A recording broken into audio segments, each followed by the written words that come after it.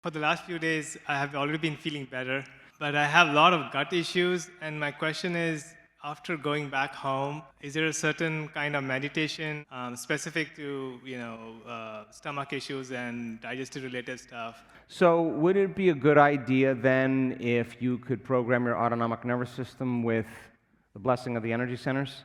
Practice doing the first one, practice doing the second one, and understand that this plexus, right in here, the solar plexus, the celiac plexus, there's like 12 different chains of clusters of neurons that form a really big brain in here.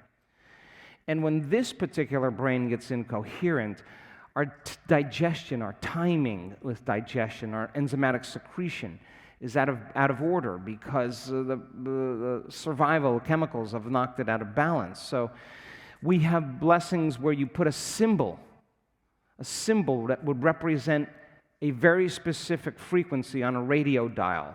Like if you wanted to create more coherence in your gut or digest better, or you know exactly what's wrong with your stomach, you put a smiley face on a stomach and you tune into that frequency, a very specific frequency that is going to carry very specific information. So you can use symbols then to program to a very more specific frequency. So there's 8 of them. You learn, like today, how to connect to and align and allow that energy to move. When you do the breath, when you inhale, you squeeze right in here and you pull that energy up right out of that third center and second center. You keep delivering it to the brain. You're going to shake it loose. It's going to move. You learn the formula of brain and heart coherence. You keep opening that heart of yours. You get all these wonderful derivatives, these chemicals that are released that begin to restore and repair the body. I can't tell you how many people in this work that have had digestive problems just create a coherence in this brain here and the whole game changes. I mean, the whole game changes. I've seen them allergic to everything. We had a lady that was at an event in Brighton. I was getting ready, and one of my team members, my team leaders, who's a physician, texted me and said, I got to talk to you. I'm pulling right into Brighton in the back of a car. And she says, we have this lady, she's allergic to everything. She goes into anaphylactic shock at least twice a day. Twice a day. And she's got the epi and the albuterol and all the things, the antihistamines. She wants to know if she can come to the event. Tough decision here. I want her to come and participate, but I don't want her to be disruptive to the audience and that we have to drag her out if she has a problem. So I said, well, can she live stream it from her room? I said, all right. I walk into the ballroom, and there's a second floor. I said, put her up in the corner on the second floor. And I had to go through that area, back behind the stage, down and go onto the stage, and I would see her. And I would walk past her. She had the ventilators was before masks were fashionable. Anyway, she was wearing her mask, and she had like filters on it. And her face, covered and everything. And I would just walk past her. I'd stop and I'd say, you ready to be greater than your environment?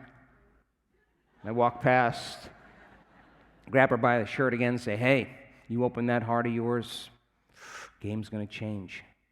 Just kept saying things for the first 2 days. By the 3rd day, she's in the front row here, dancing with her mask off, freer than hell, loving her life. Now, I like to do the meditations that I have to work the hardest at. Why? Because if I can do those, then the other ones seem relatively easy compared to them. People only do the things they like to do. They stop doing the breath.